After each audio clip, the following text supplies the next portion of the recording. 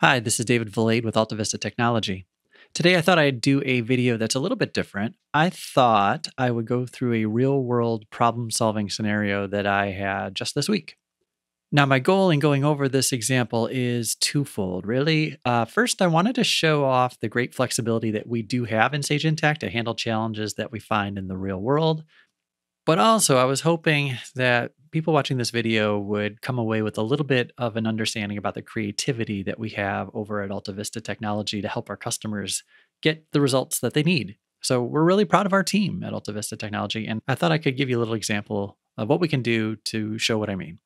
So, let me set up the problem that my customer presented to me. Now, my customer came to me and said this. They said, I am using the expense report inside of Sage Intacct, and I do have a few things that I would like to have behave differently, and I sure hope you can help me. So the first is, you'll notice here on the expense report, we have the header section at the top, and if I scroll down, here's the lines where the employee or the staff person entering on behalf of an employee can fill in some fields. And the first question that my customer came to me with is, how can I make this reason for expense required? So you'll notice in Sage Intacct, the fields that are always required, they will frequently have a little red asterisk by the field to be a nice visual indicator that the person who is entering information. So you'll see the reason for expense field that doesn't have a required field indicator there. It's possible that it could still be required with something called a smart rule that I'll show in a moment. But this is a pretty good tip to me here as a user that, yeah, that might not be required, as you can see in other fields. There's a couple more things, but we'll start with that. So this was the first thing that my customer came to me asking, like, how can I make this reason for expense required so that when people entering expense reports know to fill it in and they don't accidentally submit it for approval and yet not have all the information? Well, turns out there's a nice, easy way to do that. So I'll jump over to my other tab here and I'll go into time and expense here and I'll go into the configuration section under setup. And once we get there, you'll notice that we have all sorts of settings here. This is my play environment, and I'm going to scroll down quite a ways here. And if you get far enough down, you'll see that there is a section on the setup, the configuration, that says, which fields do you want to have required? So, hey, this is good news. We can make things required. So I will find this one here, reason for expense. That's one of the options. So I'm going to tick the box and hit save. Great. Now that that's saved, I'm going to go back to my last tab that I was on my expense report here. And I'm just going to hit refresh on my browser. And I was typing on here. So the system is set up, in my case, to give me a little warning to let me know that by clicking that refresh that I might lose whatever I was keying previously. And I'm okay with that. And now, there we go. Reason for expense is now required. Nice and easy. But there's a little bit more. So I did that, and then my customer was impressed that that was so quick and easy, and decided to ask for a couple more things.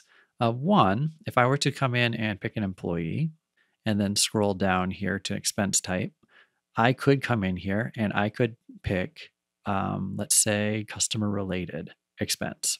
So I've picked the customer related expense, and then I can come along and I can pick a dollar amount and fill in some fields, some dates perhaps, and so on. And when I do that, this is all good. This gets what we need. We have everything that goes through. My customer said, notice when this is a customer related expense, this is going to hit a general ledger account. And the project field was blank.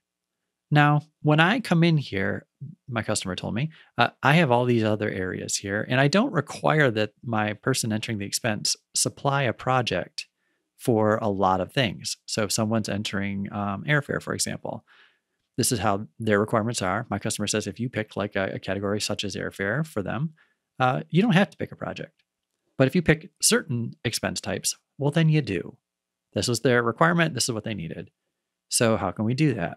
Well, my first answer was this. I thought we can actually do something on the general ledger setup to make that required. So I'll show you what I mean. So I'm going to come up here and I'm going to switch over to my other tab that I was on a second ago, my time and expense. And to get there, by the way, if I go to time and expense, I can hit this little overview button up here on the top. That takes me to this window, and I can click on expense types. So this is that user-defined list here. I can add values or delete values that are no longer relevant, but this is what my users see when they go to enter in their expenses, which is really great, by the way. So my user entering expense, they don't have to know the accounting. They don't have to know account numbers. They just have to pick the right type. So I don't expose my full general ledger if I set things up this way. They just pick the type and off we go. So back to the issue I was trying to solve. If someone picks customer related, in that case, we wanted to require a project. So here I can see that, yep, customer related is going to go in this environment to account number 5,000. Let's take a little deeper look at that. I'll click edit on that expense type, and that's my setup. Sure enough, there's my customer related, and there's the 5,000 account that all those expenses will go to. I'm going to take a deeper look though. If I hit the little drop down on that account number and then click view, and then maybe make that a little bit bigger, and then maybe click edit, I can see this is the actual setup for that general ledger account. And you can see there's the name and a few other things having to do with that account, which I'll leave alone. But if I come farther down, I can see include dimensions, and there's a little note here saying what happens if you require them. So take a look at this. This is the list of dimensions that I have in my environment. And I can, with a click of a button here, check a box and say anything that hits my 5,000 account, no matter where it comes from in the system, whether it's a general ledger entry, an accounts payable entry, an expense entry, anything at all, the user will have to supply a project if that's checked. And by doing that, then they'll have to supply the project and then they can post. If they don't, however, if they don't pick a project, then the user is stopped. They have to. It's a requirement on that account. So I explained this to my customer and said, there we go. We could just do that. We could just check the box here for project. And I think we got you what you need. But not so fast. My customer said to me, no, that won't quite work. Because in this environment, my customer was saying, we do want the user to pick the project on the expense report, but not other places in the system. I might make a general ledger entry to this account and not supply a project dimension. We talked about that a little bit. Maybe we thought we could have like a catch-all project that could be a stand-in for those times where we didn't have a project to actually pick. So, in effect, we're always picking one. But that didn't work. That wasn't something we wanted to do. So this option, while clever, it was a little too restrictive because we didn't want to have a project all the time. So it was a good idea, but one that didn't work out. So what I'll do here is I'll just hit cancel on this expense type. So we did something a little bit more creative here. Now this one's a little bit more programmery, but I came into the system and I went into platform services and I said, I want to make a smart rule. Now we have a bunch of blog posts and other videos about this. So I'll go through this a little bit. There's 3 steps here to do this, but this gets me what I want to have happen. What you get to do with a smart rule is you hit the drop down to pick the thing, the object inside of Intacct that you want to have a rule around. So my example here, I want to go to the employee expense. If I scroll down far enough, I'll see 2 listings, employee expense and employee expense detail. You'll see that that's a pretty consistent setup that you'll see here within the system.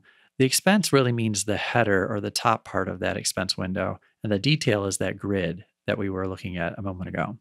And that's the thing that I want to have a rule around, actually. So I'll pick that. There we go. And then I hit next. Great. Okay, so a few things that I have to decide. What do I want to have happen for the user when they enter something into that employee expense detail grid? So I want the user to have to pick a project. And if I don't pick a project, do I want an error or do I want a warning? So in my example, I'm going to say I want an error. Okay. Now, when do I want the error? I want the error when I add a line that doesn't have a project on it. That's good. What about if I update? That's what set means. If I update a line, so I added it, saved it perhaps, pulled it back up, and then I wanted to change it. If I did that, do I still want this little evaluation, this little rule to kick in? I think I do. I'm going to leave that there. And what if I delete a line? I could, but I don't actually. I'll say, I don't need that. Now here's the hardest part probably, the condition. So we have to write a little bit of a formula, and it does look a little programmer-ish. We want the rule to be that the project ID can't be blank. All right, so let me do that. Or click the field lookup button to find that field. So here I am, I'm going to say project ID. Let me make that bigger perhaps. There we go. There's project ID. Okay, so I picked that. There's a whole lot of other options in here like where I could go to fields related to whatever I'm on, but I see it right at the top, so I'm happy. I'll take that and I'll say okay. And the system helped me out quite a bit there. It said whenever the expense item project ID, it put in this field here. If you've ever done a mail merge in Word, this looks very similar to that. And that's the little stand-in for the project ID. So here, remember my rule is I don't want the project ID to be blank. So I'm going to say not equal to a blank.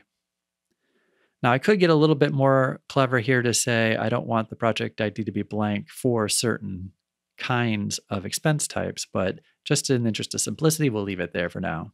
So I'm saying the project ID can't be blank. Great. And if the project line is blank, what do we want to tell our user? I will say, please supply a project. There we go. And I'll hit next. And here we are on the last step. I just have to give it a name and save it. So I'll call this expense require project. Something like that. Great, we did it. So let me go back to my first tab here, and I have my expense report here. And I will this expense report was in progress. I put customer related, sure enough, and I didn't pick a project. So let's say I want to put this to a draft. Ooh, reason for expenses required. That's right, I have to put that in. I got stopped by my own setup here. So we'll say customer expense. That's good enough for me for now. There we go. And I'm deliberately leaving that project blank. So I'll hit draft and I get an error. Smart rule expense require project violated. And then there's the message I put, please supply a project. And the system tells me to correct the inputs as per my smart rule. So then I can go back and I see that I can pick my project, which I'll do. And I'll just pick this one on top. And then I can say draft or submit. So submit would send it along and we're done. And everything went through just fine. Now, if I wanted to, I could either enter another expense, or if I come along here and if I go look at my expense reports here that have already been entered, sure enough, I'll see there's the one I just put in a second ago. I can edit that. And that's my one that said customer expense. Everything's all ready to go. But this worked. This did everything I wanted. So hopefully that gives you a little bit of a hint as to what we can do with Intacct. I had a couple fields that I wanted required. And just by knowing my way around the system and being able to use the flexibility that Sage Intacct gives me, I was able to check a box on a configuration. I explored another option I ultimately didn't use, and I did a little bit of smart rule programming to get what I needed to have happen. So hopefully that helps. That's a little bit of problem solving, something that we can do here in Sage Intacct. If you have any questions about Sage Intacct in general or Alta Vista technology, please reach out to us, follow the links, and hope to talk to you soon. Thanks.